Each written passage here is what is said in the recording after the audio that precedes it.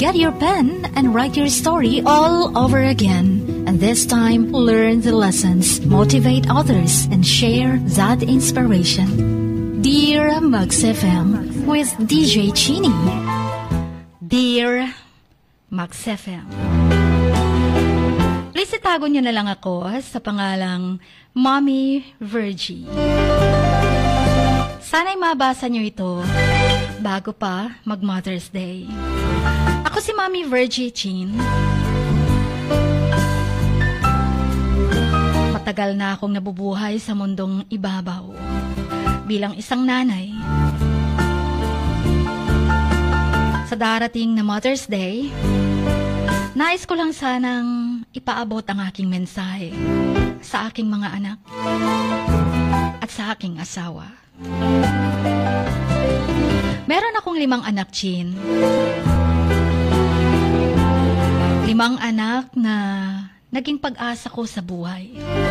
Ang aking asawa ay bago lang na stroke at hindi na makakalakad pa.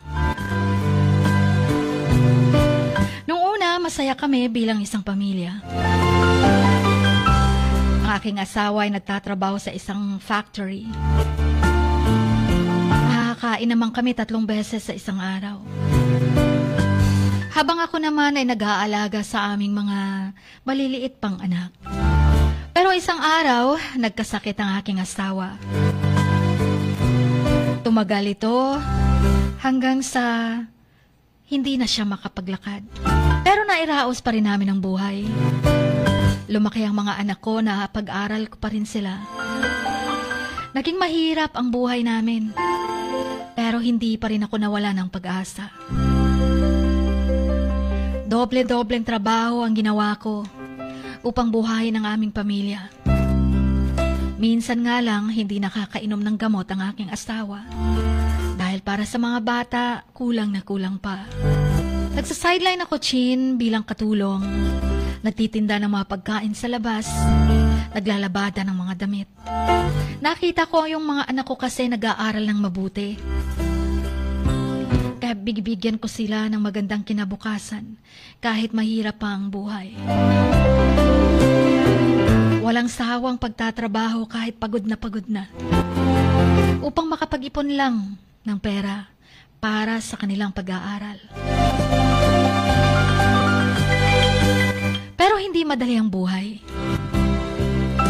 Nakita ko ang aking asawa na nahihirapan na talaga. Parang gusto niyang tulungan ako pero wala siyang magawa. Minsan sinusubuan ko siya ng pagkain. Tumutulo na lang ang mga luha niya. Mahirap ang magsalita dahil na-stroke nga. Pero sabi niya, hindi naman disable ang kanyang mga kamay. Ang mga paa lang naman. Kaya kaya niya pang maghanap buhay. Pero ang sabi ko, wag na. Sa kalagayan niyang yun, hindi niya kaya ang mga mabibigat na gawain. At nakakaramdam ako ng lungkot tuwing gabi, Chin. Pero hindi ako sumusuko. Ginagawa ko ang lahat upang matulungan siya at ang aming mga anak. 5 sila. Bawat isa sa kanila ay may kanya-kanyang personalidad. Ang anak kong eldest, si Janice, medyo pasaway. Panganay pero matigas ang ulo. Palaging may sariling opinyon. Pangalawa si Ryan. Ang tamad-tamad. Palaging naghahanap ng mga dahilan upang hindi magtrabaho. Si Ana na pangatlo, ang sweet at caring. Palaging nag-aalala sa kanyang mga kapatid. Si Mark naman, ang matalino at masipag mag-aral. Palaging nasa dean's list.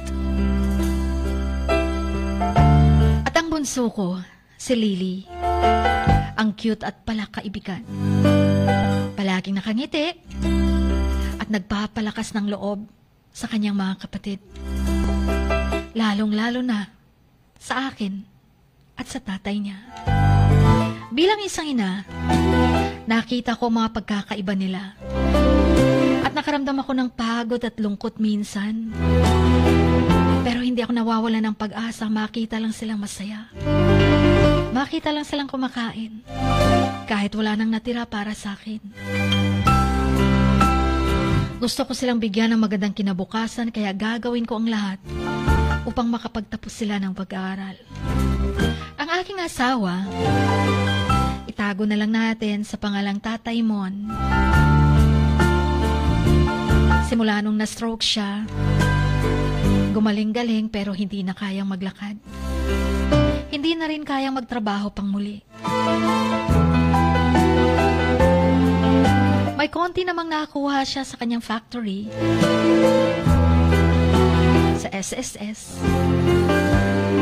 Pero hindi talaga sapat. Kaya ako na lamang ang nagtatrabaho, kahit doble-doble pa upang buhayin ang aming pamilya. Nakikita ko ang aking mga anak lumalaki at nagiging matatag naman, kahit pasaway minsan. Nag-aral din naman sila ng mabuti at nakikita ko na unti-unti nilang inaabot ang mga pangarap nila. Proud ako sa kanila. Alam ko ang aking mga sakripisyo ay hindi masasayang. Lumipas pa ang mga taon. Yung panganay ko, si Janice, naging isang successful businesswoman na. Si Ryan naman, nag-mature na. Natutunan ang kahalagahan ng pagtatrabaho. Naging isang skilled technician. Si Anna ay naging isang nurse at nag-aalaga ng mga pasyente ng may pagmamahal. Scholar kasi sila, Chin, kaya nakapagtapos ng college. Si Mark naman ay malapit nang gumraduate sa college. Sana ay maging isang ganap na teacher din siya. Si Lily, nasa high school. Nagsa-sideline din si Lily na maging tutor, maging mentor, nagtuturo ng mga bata ng may kasiyahan. Hanggang sa yung mga anak ko, yung eldest at pangalawa, ay nagkaroon na rin ng sariling pamilya. Nakita ko din ang aking mga apo, naglalaro sa aking harapan. Nakaramdam ako ng kasiyahan at pagmamalaki sa aking mga anak. Pati na rin sa aking sarili. Kahit mag-isa akong itinaguyod ang pamilya ko, napalaki ko silang mabuting tao. Ang pagmamahal sa pamilya ay ang pinakamahalagang bagay sa buhay. Kaya huwag talagang mawala ng pag-asa. Magpatuloy lang kayo sa pagtulong sa inyong mga mahal sa buhay. At siguradong makakamit niyo ang inyong mga pangarap. Pero alam mo, Chin, bilang nanay, sa likod ng aking mga ngiti at pagmamahal sa aking pamilya, may mga damdamin akong hindi ko palaging ipinapakita. Ayoko makita nila akong mahina. May mga araw na pakiramdam ko ay napapagod na talaga ako. Gusto ko nang sumuko. Yung gusto ko na lang maglaho sa mundong ito. Pagod na kasi. Gusto ko namang magpahinga. Tinatanong ko nga sarili ko, kailan ba? Yung hindi ka mapipilitang bumangon para magsilbi sa mga anak mo. Yung hindi ka napipilitang putulin ang tulog mo dahil may aasikasuhin ka pang asawa. May mga pagkakataong pakiramdam ko ay hindi ko na kaya ang lahat ng responsibilidad. Pero hindi ko pinapakitang mahina ako. Hindi ko pinapakitang umiiyak ako. Gusto kong maging matatag para sa kanila. Ipakita sa kanila na kaya ko ang lahat. Kaya ko silang buhayin at bigyan ng magandang kinabukasan. May mga gabing umiiyak ako ng tahimik. Mga luhang halos hindi ko na mapigilan. Dahil sa mga problema, mga pagsubok na kinakaharap. Pero nanay ako eh. Dahil ang haligi ng tahanan ay hindi ko na rin maasahan. Alam mo yung sa gabi umiiyak ka, mugto ang mga mata mo. Pero sa umaga ngumingiti ako at nagpapatuloy sa pagtatrabaho. Hindi ko alam kung nararamdaman ng aking mga anak yung nararamdaman ko. Pero alam ko, nagbunga ang sakripisyo ko para sa kanila. At yun na lang ang pinakamahalaga sa akin. Pero alam mo yung minsan, bilang nanay, naghahanap ka ng lambing ng iyong anak. Yung bang nahihiya na silang lumapit at lambingin ka. Pero hinaantay ko lang. Yung gusto kong maglambing din sa kanila, sumuyo na ipasyal nyo naman ako, anak. Pero hindi ko masabi-sabi. Dahil alam ko may kanilang struggles din sila individually. Kaya gusto kong sabihin sa inyo na ang pagiging isang ina hindi madali. May mga pagsubok at problemang kinakaharap natin, pero hindi tayo dapat sumuko. Lalong-lalo na kung may mga anak tayo. Patuloy lang. May awa din si God. Sa aking mga anak, gusto kong sabihin sa inyo na kahit na may mga pagkakataong hindi ko kayo naiintindihan, may mga oras na hindi rin ninyo ako naiintindihan, palagi ko kayong minamahal at sinusuportahan. Ipinagdarasal. Gusto kong maging proud kayo sa akin.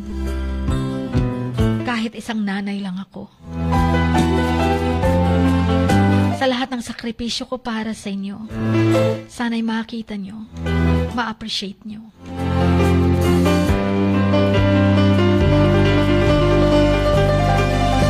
Anak, huwag kayong mawala ng pag-asa sa buhay.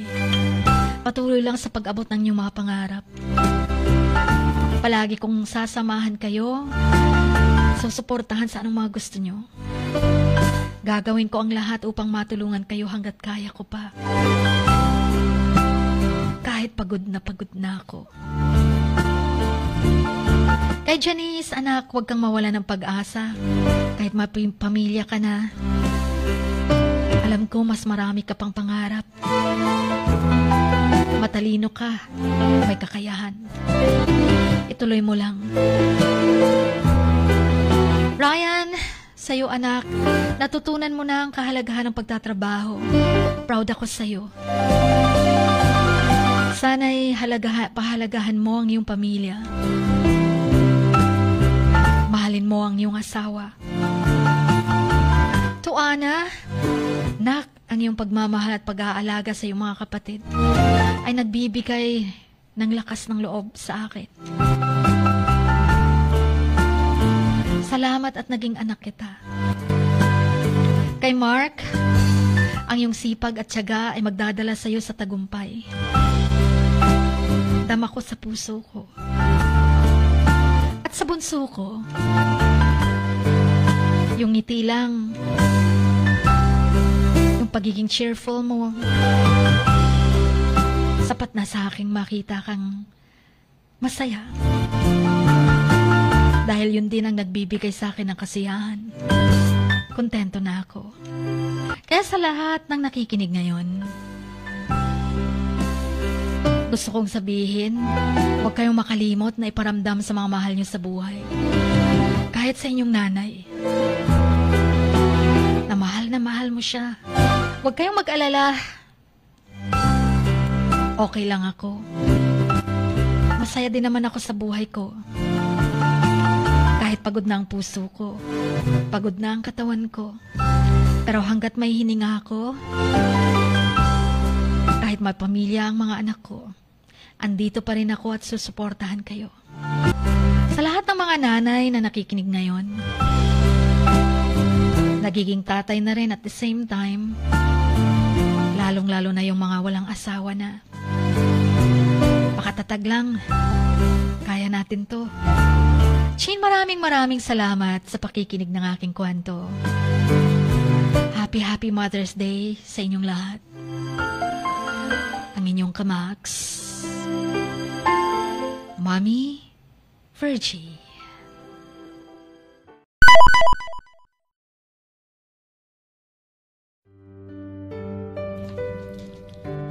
Sa bawat pagluha mo, may nakatagong kwento. Sa bawat ngiti mo, may gustong sabihin ang puso mo. At sa likod ng iyong halakak at maging sa pagkabiko mo, may mensaheng nakabalot sa iyong pagkatao. At ang tanging nais mo lamang ay mapakinggan ang mga ito ng buong mundo. Dear Max FM with DJ Chini. Life has got all those twists and turns. Stand up for what you believe in. What lies behind you and what lies in front of you pales in comparison to what lies inside of you. Dear Max FM with DJ Chini.